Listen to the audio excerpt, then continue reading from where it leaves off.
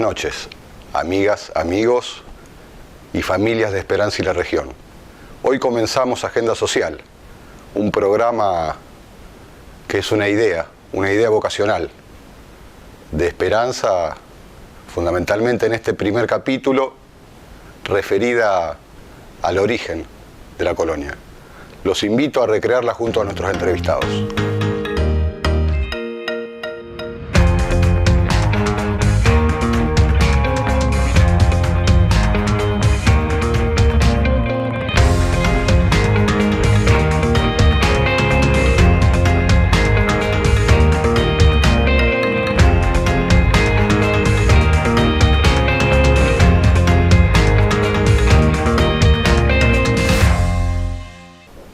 Estamos con uno de nuestros entrevistados, el señor José Luis Iníguez, miembro del Centro de Estudios de las Colonias. Buenas noches. Buenas noches, buenas noches. El interés fundamental, en función del tema que vamos a tratar en este primer programa de Agenda Social, está vinculado con el origen de la colonia y queríamos tener tu reflexión al respecto. En la ciudad de Santa Fe se sancionó la Constitución argentina el 1 de mayo de 1853 y un mes y medio después, en la misma ciudad, capital de nuestra provincia, el gobernador de la provincia, que era don Domingo Crespo, representado por su ministro don Manuel Leiva, firma un contrato de colonización con un empresario oriundo de Salta que se llamó don Aarón Castellanos, por lo que este se comprometía a traer 1000 familias, fueron 200 al final, en 5 grupos, digamos, de familias honestas o laboriosas provenientes de Europa, de labradores, con la finalidad de, digamos, de recibir 33 hectáreas para dedicarse a la agricultura, a la siembra.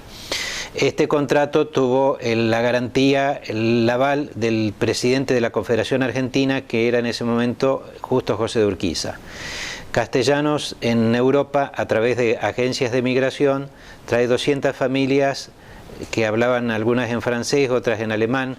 El culto era el católico y el protestante, y eran oriundas de Suiza, de Alemania, de Francia, de Bélgica y también de Luxemburgo. Estas familias arribaron entre los fines de enero y fines de mayo de 1856. Digamos, cada familia recibe el gobierno, si había el contrato en hacerse los ranchos, eso los terminaron haciendo la mayoría de las familias, bueno, con las dificultades, digamos, de los primeros años de la sequía, del idioma, del calor, digamos, en esta tierra, digamos, que estábamos al norte, al oeste del río Salado, al oeste de la ciudad de Santa Fe y al sur, del Fortín Iriondo. Esto fueron los años de dificultades y de problemas, de los primeros años, hasta que administrados por un juez de paz que se llamó Adolfo Gabarret, los primeros años, como lo recuerda una calle de nuestra ciudad. Quería hacerte una consulta sí. Respecto de una de las características muy específicas del contrato de colonización. Las 20 varas cuadradas eran el significante para la época de lo que todos conocemos comúnmente como las 33 hectáreas. Claro, es el sinónimo, digamos, hoy trasladado, digamos, la medida esa digamos, hoy son 33 hectáreas, lo que acá se llama la concesión, que es un término que se usa en esta zona nomás, que es lo que el gobierno le concedía a los colonos inmigrantes para dedicarse, ¿cierto?, la estructura básica de esa concesión, si vos le podés explicar a nuestros televidentes. Bueno, ellos se tenían que hacer era un rancho, digamos, de 2 habitaciones, de una puerta y la ventana, digamos, y le daban los elementos, las semillas, digamos, para cultivar a los animales, las vacas y el buey, digamos, y también la harina, digamos, para cocinar, para la alimentación cotidiana. Pero eran la medida, hubo un agrimensor reant unos meses antes midiendo acá, digamos, de que cada familia recibiera el cuadrado, digamos, la concesión, las 33 hectáreas, que en esa época eran 20 varas cuadradas. Claro, que es la referencia actual. Claro, la traducción, digamos, la actualización de eso. Y las principales actividades que se desarrollaron desde ese mismo inicio de la llegada de las primeras familias? Y bueno, habrán tenido que limpiar un poco, digamos, lo que había y dedicarse a la siembra, ¿cierto? Sobre todo con los años, acá fue la siembra, digamos, de cereales, sobre todo fue conocido con los años como la región del trigo, los primeros años. Hubo acá varios molinos harineros. Fundamentalmente era el trigo. Fundamentalmente, y los otros en menor medida también había, digamos, lino, maíz, algunas frutas, digamos, y cosas como de quinta sería hoy, digamos, pero para lo doméstico. Y el primer instituto o instrumento público que se genera después de la llegada y el establecimiento y bueno, el Consejo Deliberante se instala el 26 de mayo de 1861, convocado por entre los jefes de las familias propietarios por un decreto del gobernador Pascual Rosas y del ministro Simón de Iriondo, y bueno, ahí se constituye el consejo, que es la autoridad, digamos, que 2 años después ese consejo es el que va a designar patrona de la colonia, la fiesta patronal el 8 de septiembre, digamos, que es la raíz del Día del Agricultor, ¿cierto? Eso fue decidido por el Consejo Deliberante en 1863. Años después, otras 2 antiguas instituciones de la década de 1860, uno es el tiro suizo, a principios de siglo transformado en el tiro federal argentino, y de 1870, en julio, cumplió sus primeros 150 años la Sociedad de Canto, ¿cierto? Esas son las instituciones más antiguas. Después, en la década del 70, vienen las sociedades de las colectividades como los alemanes, los franceses, los italianos que ya habían llegado, los suizos, cada uno forma su sociedad de socorros mutuos. En 1870 es visitada la colonia, y ya había otras en la zona como San Carlos, San Jerónimo, Humboldt, Frank. Es visitada por el presidente Sarmiento en la Berlina, que se encuentra que era de la familia del gobernador Iriondo, que se encuentra en este Museo de la Colonización, esa Berlina histórica.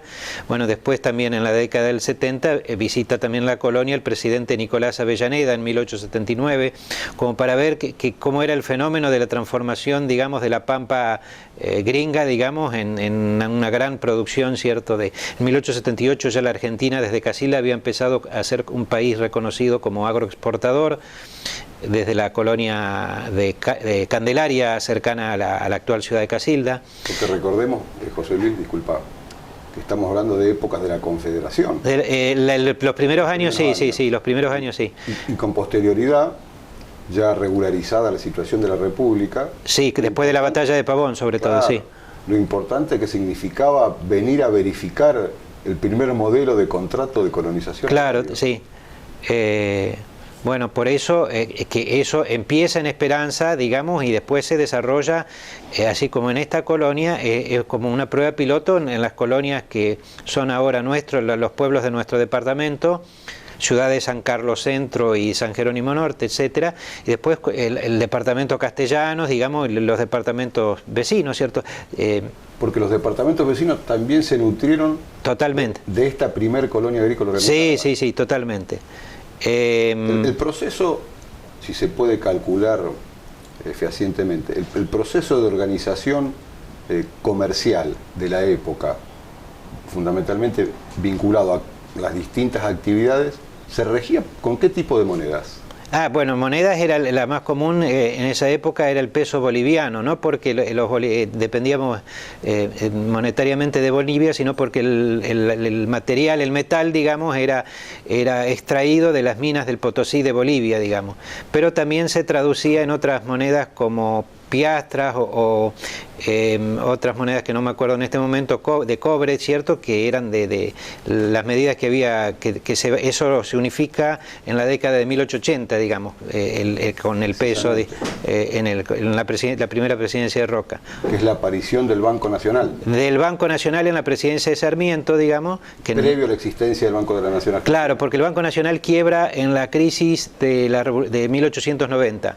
Y 2 años después el presidente Pellegrini funda el Banco de la Nación Argentina, una de cuyas primeras sucursales en el interior del país es la sucursal del Banco Nación en Esperanza.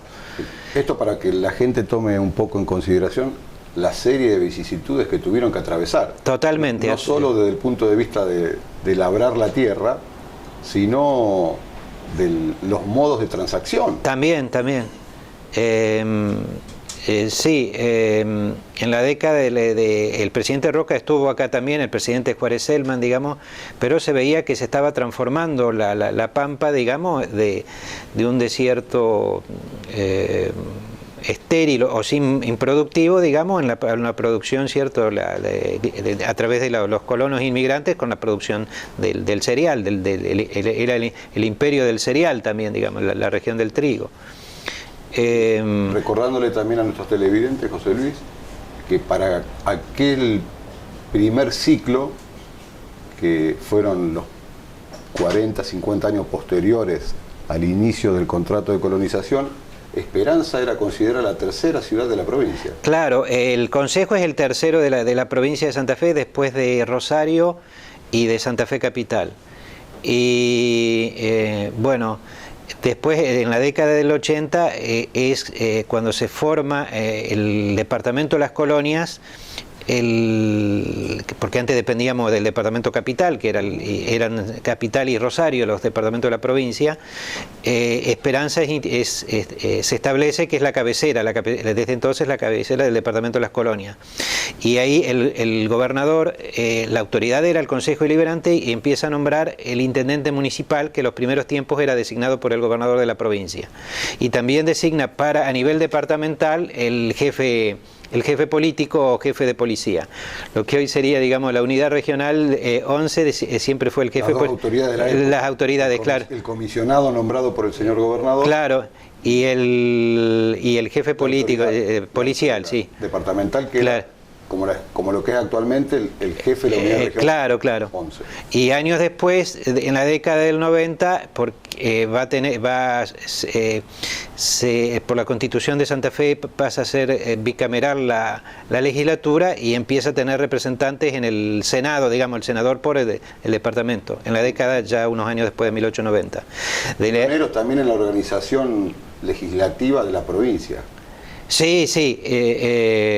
Bueno, lo que pasa es que esta provincia tenía una tradición constitucional. Es la primera provincia desde el 1819 con Estanislao López que se sanciona una constitución también, ¿cierto? En eso en ese marco.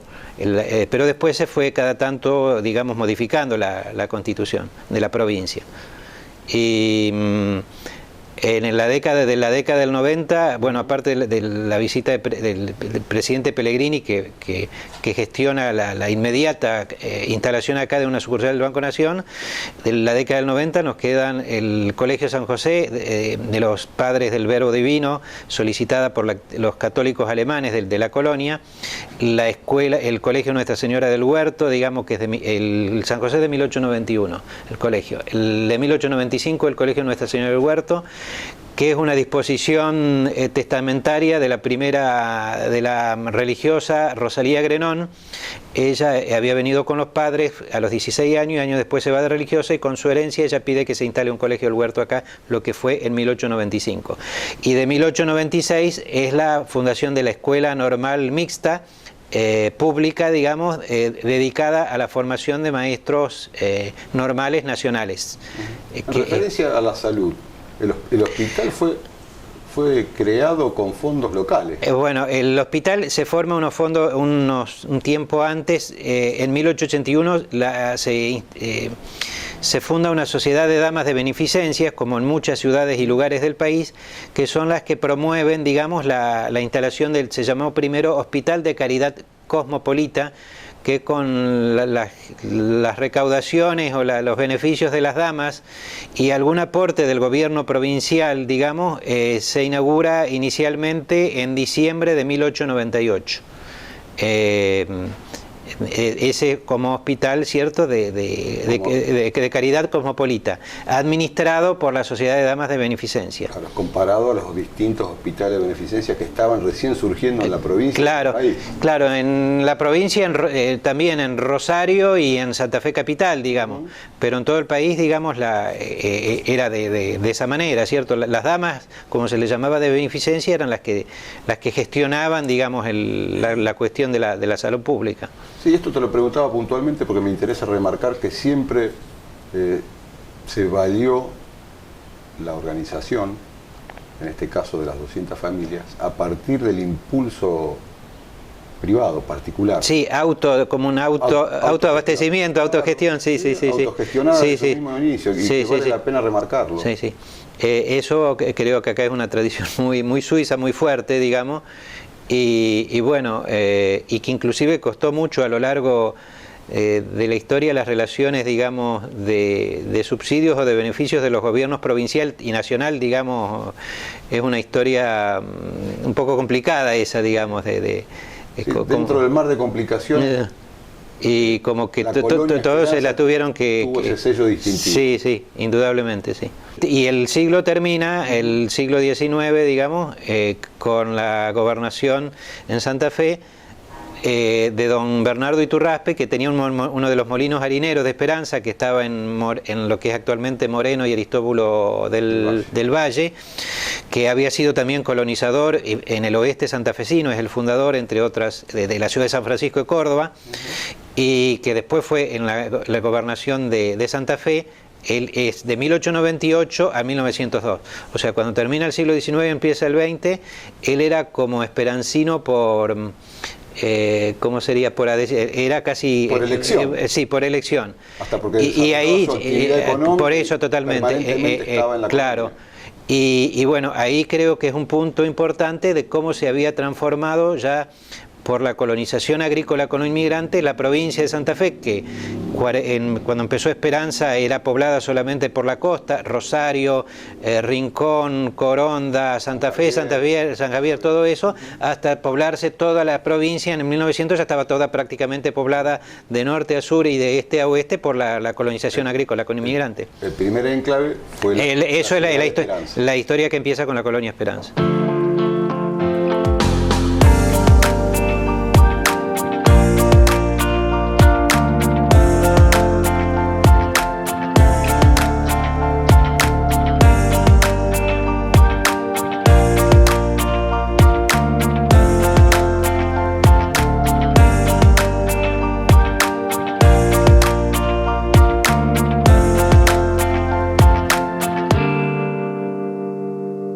Estamos con nuestro segundo entrevistado, el señor Raúl Cueva, jefe del Departamento Cementerio de la Municipalidad de Esperanza e investigador de historia.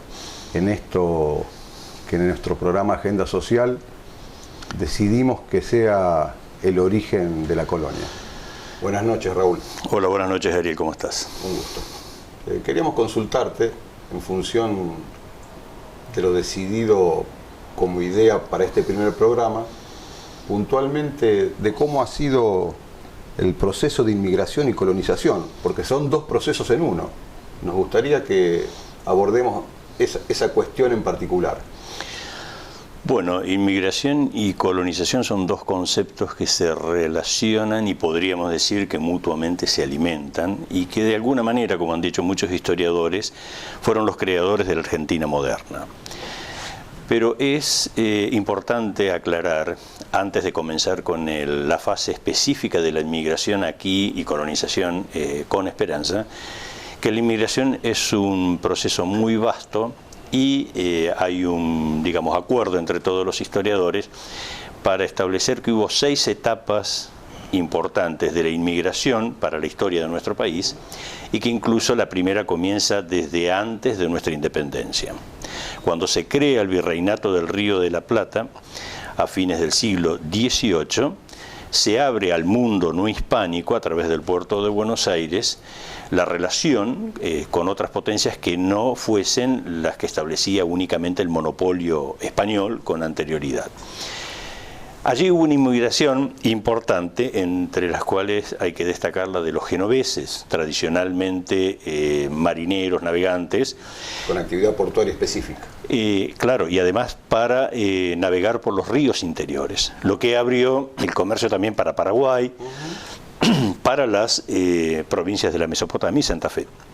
Esto le va a dar impulso a Rosario, por ejemplo. Esa primera etapa va a interrumpirse de alguna manera con las guerras de independencia y el primer ciclo de guerras civiles, de unitarios y federales, que en grandes rasgos podemos situarlas. Para la guerra de independencia desde la Revolución de Mayo en 1810, nuestra independencia en 1816, más o menos hasta 1820. Luego vienen los conflictos de Buenos Aires con el interior, que se van a extender hasta el gobierno de Rosas, que termina. En ese periodo, que va a ir hasta el 1852, la inmigración continuó, no de un modo programado, pero continuó, por dos motivos fundamentales: para suplir la mano de obra masculina que se había perdido en las bajas de las guerras de independencia y de las guerras civiles, y para incentivar de algún modo la actividad económica, sobre todo en la provincia de Buenos Aires, con los irlandeses que conocían el manejo del ganado lanar, porque la primera fase de la revolución industrial se hace sobre la industria textil, y aquí había pasturas y llanuras propicias para ese ganado. Esa sería, digamos así, la segunda fase de inmigración. Luego va a venir la tercera, que es la que importante porque nace con Esperanza y toma como epicentro a Esperanza. En este caso hablamos, por eso es la primera colonia agrícola organizada, de un programa del gobierno nacional que lleva adelante, alienta, financia, le da estructura jurídica con la sanción de leyes. De hecho, hay una ley que impulsa la creación aquí de Esperanza. En 1853, ni bien se organiza luego de la caída de Rosas, con el gobierno de Urquiza, la Constitución, se sanciona la Constitución argentina y se da paso a ese periodo reconocido como el decimonónico, es decir, la organización con un proyecto agroexportador, y el primer hito de colonización es Esperanza, es la primera colonia agrícola organizada. Entonces, ese periodo, que va a cubrir prácticamente toda la segunda mitad del siglo XIX, es el más importante desde el punto de vista de la colonización, poblamiento y de expansión de la producción agrícola hasta alcanzar los saldos exportables que ubicaron a la Argentina como el primer exportador y que suministraba, digamos, alimentos y sobre todo granos a las capitales europeas. ¿Podemos precisar, Raúl, que Esperanza fue ese primer eslabón del proceso productivo? Sí, definitivamente. Si nosotros analizamos un poco lo que pasaba en el país en esos años, digamos así, no solamente que teníamos poca población, sino que la población traía un poco la tradición hispana del intercambio comercial, pero no el de la producción en forma masiva para suministrar al mercado internacional, que era lo que sucedía aquí como modelo económico. El latifundio, la gran estancia, donde ni siquiera se criaba ganado. Se empezó con el ganado lanar, pero para el ganado vacuno va a faltar mucho todavía, porque la explotación era la de las vaquerías, cazar el ganado cimarrón y exportar cueros, y sobre todo el tasajo, que era el alimento de los esclavos del Brasil. La propiedad de la tierra era especulativa, de gran extensión. En función de ello, de la especulación respecto de la tierra, ¿podrías reseñarnos el marco económico de subdivisión de la tierra? Bueno, ese es el verdadero hito revolucionario de Esperanza y toda la zona de colonias, pero sobre todo aquí en Esperanza. Probablemente a veces no somos atentos a nuestros símbolos colectivos y pocos han reparado que en el escudo de la Municipalidad de Esperanza hay una inscripción que dice subdivisión de la propiedad. El frontis del Palacio Municipal. Exactamente, allí y en otros documentos públicos está representado ese escudo que está en el frontis, y donde dice claramente subdivisión de la propiedad. ¿Y qué es subdivisión de la propiedad? Porque aquí no hubo ninguna revolución socialista. La subdivisión de la propiedad hace referencia a un concepto productivo y distributivo, digamos así, del potencial agrario. La subdivisión se hizo en base a la colonización. En el caso de Esperanza es único porque luego de 5 años de permanencia efectiva del colono produciendo en esa fracción de terreno, tenía la titularidad, o sea, la propiedad de la tierra. Concretamente, era un proyecto que posibilitaba el acceso a la tierra. a la propiedad de la tierra y con fines obviamente productivos. Esto es muy importante de destacarlo porque en esa época el marco general de las unidades productivas eran la gran estancia donde a veces el patrón apenas si conocía la totalidad de su propiedad. Para entender el valor que tuvo el contrato de colonización, en Europa mayoritariamente no eran propietarios de la tierra. Esa es la gran diferencia. Por eso vinieron también. Por eso se arriesgaron a venir a un país que era prácticamente desconocido. Cruzar el mar en esos tiempos, venir acá sin saber si se iban a poder volver, si la cosa salía mal. Había una fuerte expulsión, si se quiere, desde el punto de vista de las presiones socioeconómicas. No hay que olvidar que en 1840, 15 años antes de que se fundara Esperanza, recién allí en Prusia Oriental se dio la redención de la servidumbre, se abolió la servidumbre. Es decir, el colono que vino acá, probablemente su padre había sido siervo de la corona imperial prusiana. Y sucedía esto en el centro europeo. La transformación que se va a dar en esa segunda fase de la revolución industrial, que va a dejar de hacer centro en la industria textil para hacer centro en la industria metalúrgica, siderúrgica, ferroviaria y de las comunicaciones, hace que se concentren en las unidades fabriles sobre todo las ciudades cercanas a los puertos, una gran cantidad de población y una concentración de la propiedad de la tierra. Entonces, se desplazaba el señor feudal para ser el señor dueño de la tierra, empresario con un proletariado rural, digámoslo así. Que esto nos explicaría en gran parte uno de los tantos motivos por los cuales esas 200 familias decidieron venir a Exactamente, las Américas. Exactamente, eso es lo importante de rescatar como saldo histórico, que con el producto del esfuerzo el colono pudiera tener sus 4 palmos de tierra para trabajar. Es muy significativo eso, que luego va a dar en una segunda generación una segunda fase, digamos así, porque el excedente de la exportación agraria posibilitó que el hijo de ese inmigrante que vino pudiera poner el taller en el pueblo. No olvidemos que a fines del siglo XIX y principios del siglo XX hubo 8 molinos harineros aquí en Esperanza.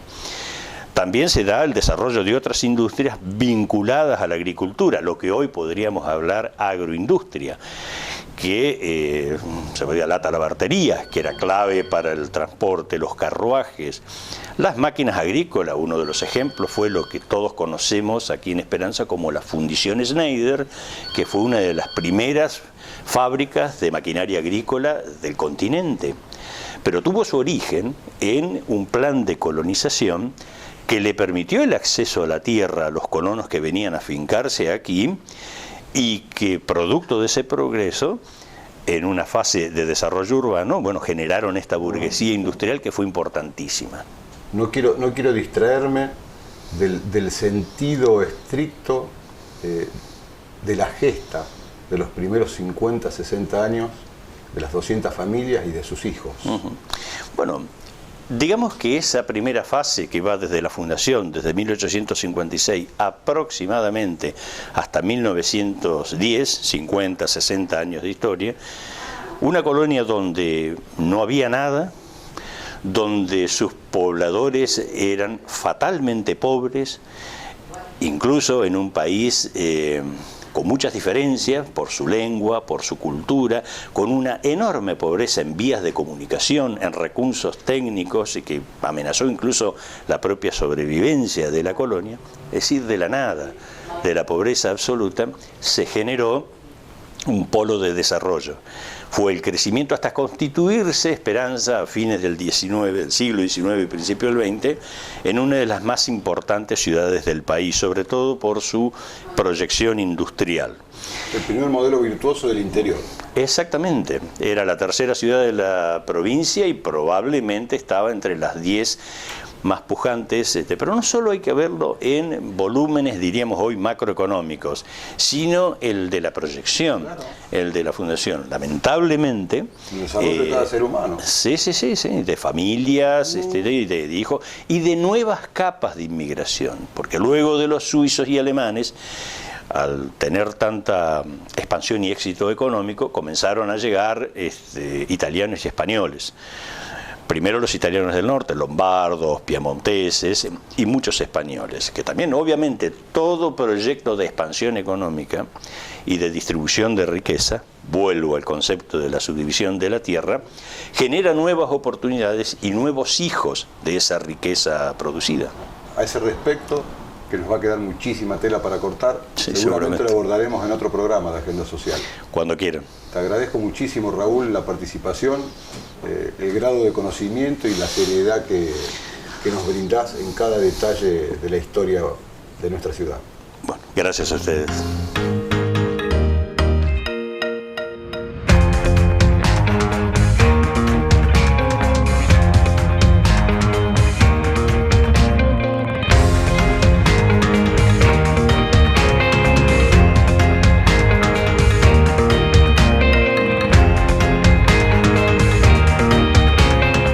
Ustedes, amigas y amigos, familias de esperanza, les recuerdo que este programa se reitera también los martes y miércoles a las 20:30 y que los espero el próximo lunes a las 20:30 horas con una entrevista que va a dar muchísimo que hablar de una persona que a mi modo de ver representa la esperancinidad bien entendida, él y su familia.